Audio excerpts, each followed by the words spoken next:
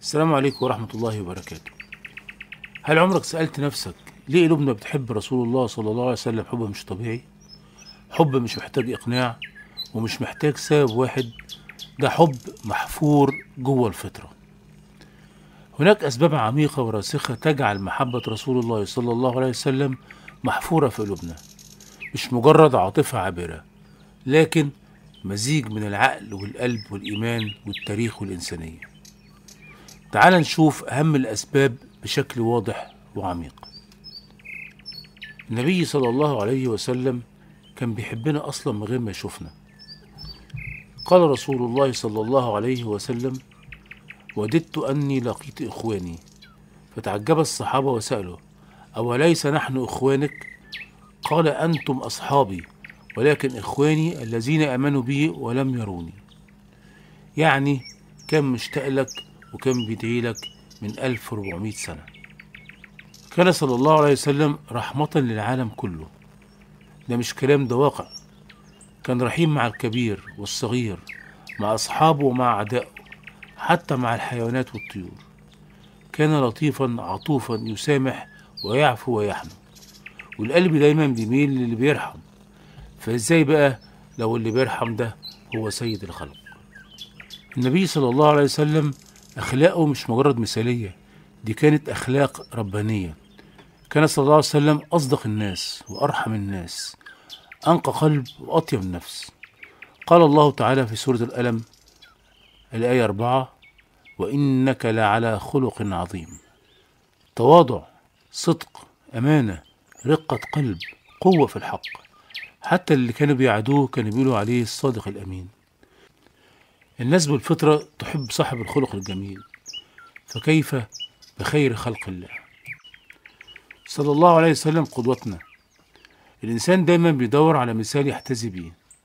في ناس كتير ممكن تعجبك، بس مش هتلاقي نموذج كامل في الأخلاق والشجاعة واللين والقوة وكل الصفات العظيمة إلا فيه صلى الله عليه وسلم. قوة من غير قسوة، رحمة من غير ضعف، شجاعة من غير تهور، تواضع من غير مهانة. تلقائيا القلب يحب من يصلح حياته ويرشده.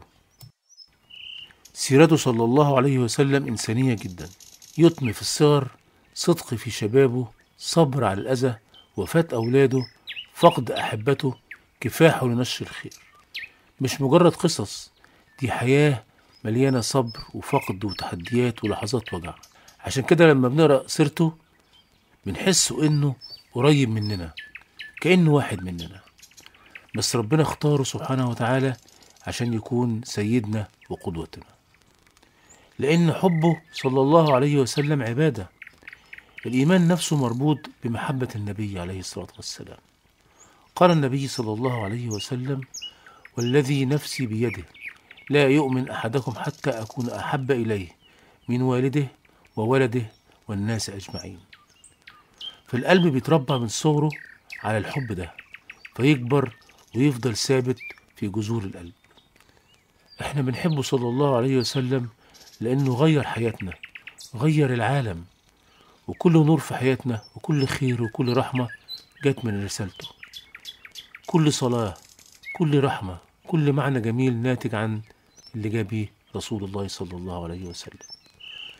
فالإنسان يحب اللي أنقذ حياته، فكيف باللي أنقذ الإنسانية كلها؟ نحب رسول الله صلى الله عليه وسلم لأن الله وضع محبته في القلوب.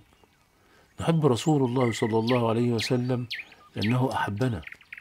نحب رسول الله صلى الله عليه وسلم لأن كل جميل في حياتنا من نوره. نحب رسول الله صلى الله عليه وسلم لأن محبته محبة فطرية عقلية إيمانية وإنسانية. عشان كده محبته مش في اللسان، محبته محفورة جوه القلوب. فداك أبي وأمي ونفسي يا رسول الله، صلوا وسلموا على خير الأنام. اللهم صل وسلم وبارك على سيدنا محمد النبي الأمي وعلى آله وصحبه أجمعين.